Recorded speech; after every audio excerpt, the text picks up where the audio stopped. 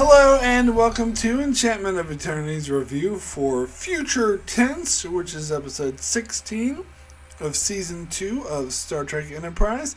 This video is a part of a series of videos where I review episodes of Star Trek as determined by my user polls. The episode to win my latest user poll for Enterprise is the second season episode Future Tense. So Future Tense is the episode in which Enterprise discovers a derelict ship that seems to have really advanced technology and also a pilot that is human. So this is very weird for them. However, as they're investigating the ship, which turns out to be weirder and weirder, the Sulabans show up and make claim on the ship, and they attack Enterprise to try to retrieve it. And then the Tholians also show up and make claim on the ship and try to retrieve it. And eventually, when the battle gets really bad and it looks like the ship is about to be destroyed by the Tholians, Trip activates a beacon which allows the people from the future to beam the ship back to the future. Hey, see what I did there? Because that, of course, is where it came from. So, so this is a Temporal Cold War episode, which honestly, I didn't hate the Temporal Cold War as much as most people did. In fact, I once said that the Temporal Cold War was like the best thing about the first two seasons of Enterprise, because I hate the first two seasons of Enterprise. Anyone knows me knows this. And Temporal Cold War is kind of like somewhat interesting, where most of the other episodes in the first two seasons were just a bunch of really not interesting characters bumbling around like morons and being incompetent. Now, of course, there are a few exceptions to this. There's a couple episodes in season 1 and 2 that I do like that don't deal with the Temporal Cold War.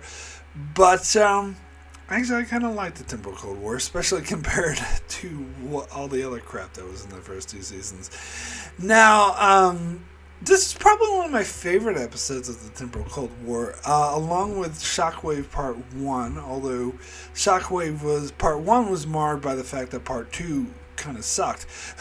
So this would probably have to default as my favorite episode about the Temporal Cold War. And also, it didn't feature any of the normal characters that appear in the Temporal Cold War, such as Daniels and Silic, and it was a bit less confusing, and it was more sort of straightforward of what was happening. Not necessarily why it was happening, but what was happening was pretty straightforward, even more so than most Temporal Cold. Because the main issue I have with Temporal Cold War episodes, particularly I think the first season episode Cold Front was one of the worst, is that it had this feeling like it was trying to be like the X-Files, and the X-Files actually didn't manage to pull off this theme very well, where a lot of weird shit would happen and yet nothing would really happen. Like, people would do things, yet you didn't really learn much about the overall story, and the things didn't do much to advance the plot, yet it was really interesting. X-Files managed to pull that off. Enterprise did not, and whenever it tried, it just felt like it was just trying to be like the X-Files and failing. But I didn't get that too much with this episode. But I still did get the sense like a lot of stuff happened, but nothing really happened. So basically, what the episode boils down to is Enterprise discovered a ship from the future that we can guess was they kind of hint that it was a historian from the future studying the past and somehow got killed, and the ship got trapped in the past. And the Sulban got wind of this, most likely from Future Guy. And so they wanted to recover the ship in order to gain this time-traveling technology. And then the Tholians also got wind of this, and they wanted to gain the ship for their time-travel technology. And the Enterprise was sort of outgunned by these two components trying to get the ship back. So they tried to destroy it, and that failed. So the next best option was to operate the beacon, which sent the ship back to the future. And so the future people went and got it. So it wouldn't contaminate the timeline. So that's it. It's a quite that's quite simple and quite self-explanatory. Now, what's not explained, however, is like why that future ship was there, what exactly happened to kill the pilot. Um, why did they have to activate this beacon in order for the future to beam it back to the future?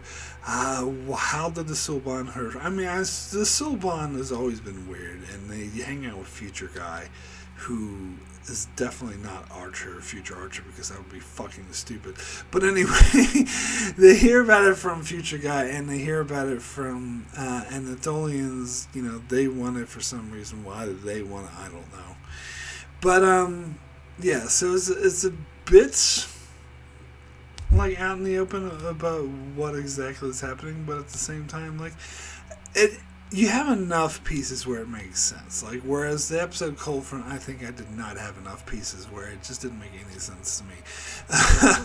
It's just, it felt a bit off. Now, I remember I read, apparently, there's some beta canon, which isn't really canon, so that's to say non-canon, that I think it was like Star Trek Online, and might have also been some novels that described the Tholians as being very interested in anything like temporal.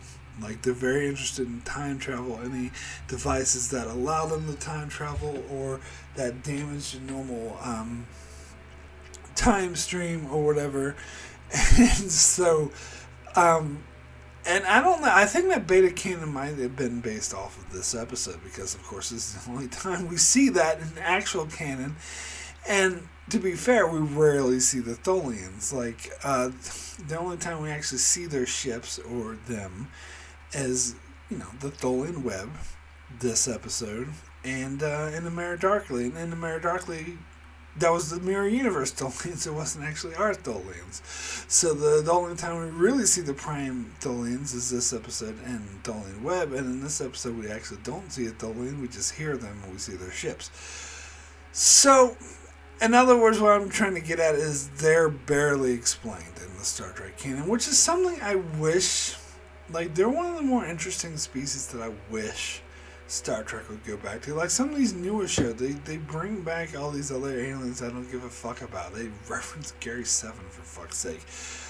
I want to know more about the Tholians. It's a very interesting concept. And I think part of the reason is, like, as we've seen in Enterprise, and when they did feature what a Tholian actually looked like, they had to use a lot of CGI, which I'm sure was really expensive.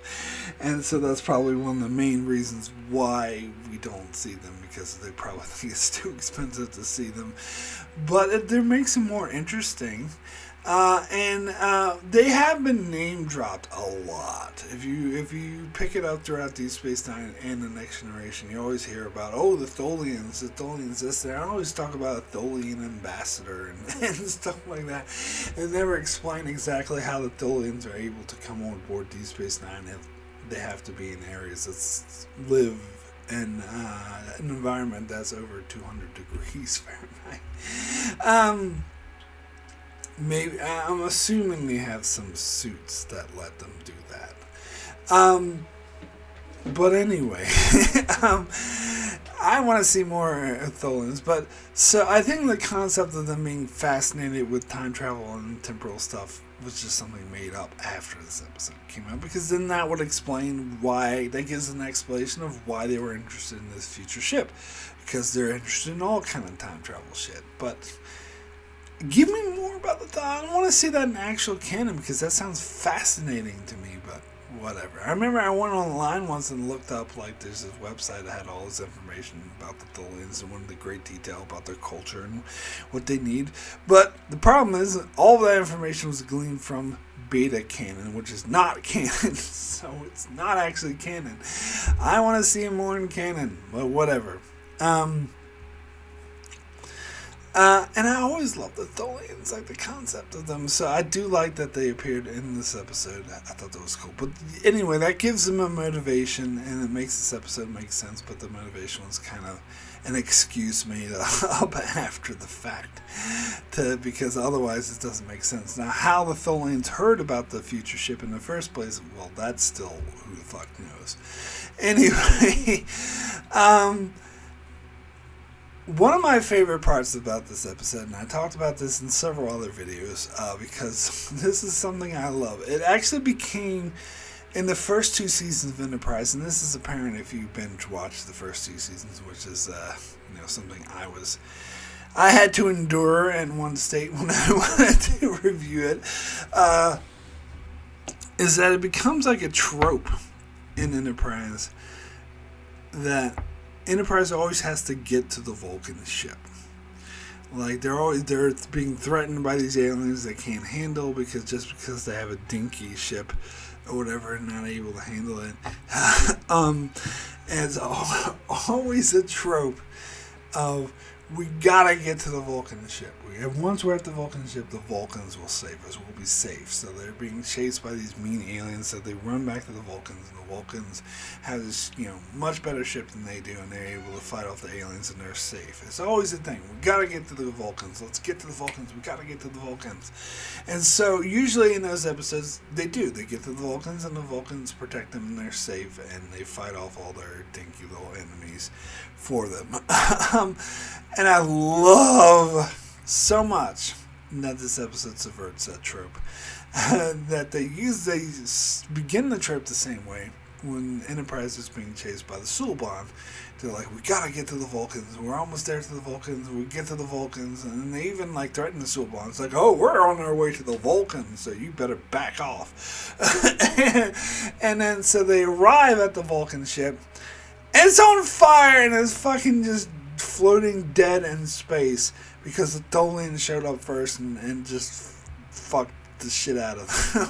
I love that. This is one of my favorite moments in all of season 2 of Enterprise. Although, granted, there's not very much good about this season. That overall sucks. But it's definitely one of my favorite moments. I love this so much. I think the writers were aware that this became a trope and that they were purposely subverting it.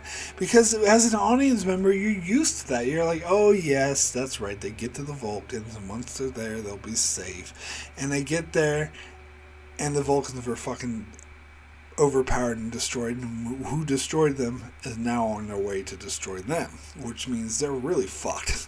I mean, these Vulcans are their technology is so superior and they're so much better, and they're able to fight off all their enemies for them and keep them safe, and they got destroyed. Then you know that Enterprise does not stand a snowball's chance in hell against what destroyed them, and that really upped the stakes, and I absolutely loved it. That's one of my favorite things about this whole thing. Now, as far as the kind of episode this was for the characters, I actually liked it in that regard as well. I thought it was actually quite interesting. I liked how Archer was being stubborn and not wanting to give up the ship when T'Pol's like, these 2 aliens are trying to fucking destroy us. Maybe we should just destroy the ship or give it to them and get rid of it because we might get killed.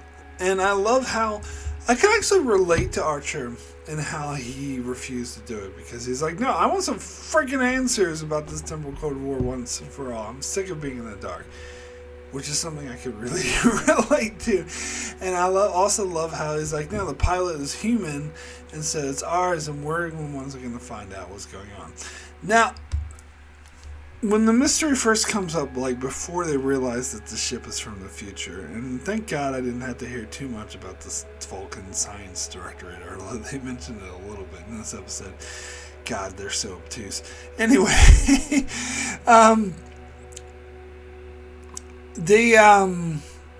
so before they found out that the ship was from the future, it was a mystery. There's a human that's out further than any human has ever been. So how did a human get out there? Is there any record of who it is? And their greatest theory on who it was Zefram Cochrane, which is a nice little reference to the original series episode Metamorphosis, because, and I like how they didn't like shove that reference in your face, because if you got it, you got it. If you didn't get it, you're like, oh, why would they think it's Zefram Cochrane, that, dude from First Contact who was in Babe?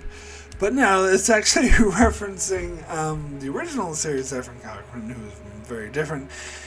Because in the episode Metamorphosis, Kirk, McCoy, and Spock encountered Zefram Cochrane, who apparently had been living on this, I think it was an asteroid, with this being he called the Companion, that saved his life and kept him young, and in fact reverted his age back to a younger age, his appearance to a younger age, because he was like in his 80s or something. And then Kirk talked about how that was one of the greatest mysteries, that Zefram Cochrane just disappeared and they never found out what happened to him. And so Kirk was shocked to run into him long after he should have died of old age, and him looking very young and perfectly fine. And in fact, Kirk left him there and didn't tell anyone. So even if this took place after the original series and he never told anyone what happened to Zefram Cochrane, I would like to think that he eventually told people so that, the history books would be complete and they know it would solve one of the greatest mysteries of history. Like, he was a very prominent historical figure. But at this stage in Enterprise, which of course is well before Kirk's time, they don't know what happened to Zefram Cochrane. And so I think that's actually a good assumption, because as far as they know, it's like no human should be that far out. So the only person they know that could possibly be is Zefram Cochrane, because he disappeared, and maybe this is where he went. Kind of like the whole Amelia Earhart mystery, which also Voyager tried to answer, which was dumb. But anyway, so I liked that, and I liked how they were operating on that theory, but they were like, and I like how Archer's talking to Admiral Forrest, and Admiral Forrest is just like, oh, you could have just solved one of Earth's biggest mysteries. And he's like, yeah, but if I didn't, this just creates an even bigger mystery. And then, of course, when Phlox will later reveal that this human actually features DNA or traits from several other aliens, including Vulcans and Rigelians, and that he's actually an ancestor of, or a descendant, he had Vulcan Rigelian ancestors, and of course, humans haven't even met these aliens hundreds of years ago, and of course, shortly thereafter, they find out with the technology that he is definitely from the future. So, that's cool. And that solves that mystery right there, so I don't have to worry about that. I also like the interactions between Trip and Reed in this episode as well, and I like the time loop stuff. I thought that was really interesting. How there was kind of the natural defense of the ship. Every time that Trip and Reed tried to sort of examine or fuck with the ship, it was like it would set off this time loop that would trip them up, and it was obviously meant to be like some sort of defense system. I thought that was cool. Like, I like that scene where they were talking about dinosaurs or whatever, and they kept repeating it. But they very quickly caught on to, wait a second, we're doing this over and over again. I like that use. I thought that was cool. And then they used it again later in the episode where Reed and Archer were trying to put a warhead on the shuttle in order to destroy it. And, of course, the defense mechanism kicked in again to try to stop them from doing that by creating another time loop. Yeah, that was cool. I really liked it. And it also, adds to the mystery and the weirdness of the ship. Now, of course, this fact that there was a lot more space in the ship than there should be, that it was a lot bigger on the inside than on the outside, I don't know. That doesn't make any sense to me. Like, even if it's from the future, that's a bit, I don't know, that's a bit too much. In fact, there's like a lot of space. Like Tucker climbed down like this huge ladder like into the hole and like crawled into this tunnel. Um, that don't make any sense whatsoever. Now the writers did say that they were inspired by Doctor Who, which is a show I'd never watched, but I heard that the TARDIS or whatever is bigger on the inside than the outside. It's the same sort of thing. In fact, he talked about how he pitched the ship turning into a phone booth at one stage and was very suddenly and violently shot down by the producers, and rightfully so. But he was probably just joking when he said that anyway. Maybe. I don't know. But anyway, yeah, that part of it I didn't really care for. That did feel a bit too weird, a bit too fantasy-like. And I don't know, overall this episode did seem too engrossed in having cool little details about that and not enough story. Because, yeah, the story is quite simple. Enterprise finds future ship. Two aliens try to get the future ship from them, and they're forced to set off a beacon that sends the future ship back to the future so they don't have it anymore.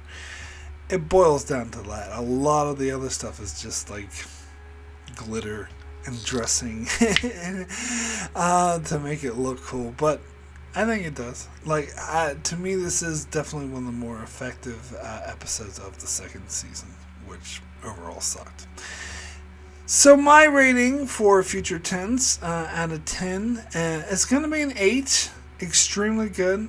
I do think I almost gave it a 9 just because I love the Tholians and I love the moment where the Vulcan ship was on fire and it wasn't. I love that so much, but it doesn't quite reach a 9 because there is ultimately not much to this episode. As I said, it is mostly just glitter and dressing, but it's cool. Glitter. Yeah, I like to look at it.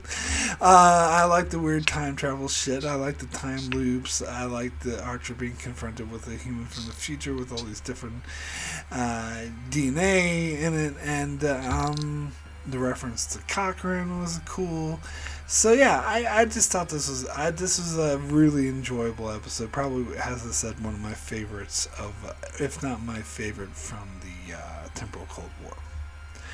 Which again, also is not a very high bar to clear.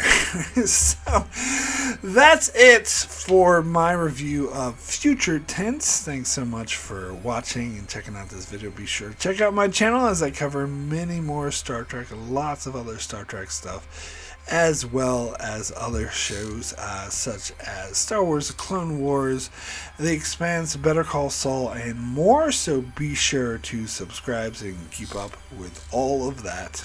And thanks so much for watching.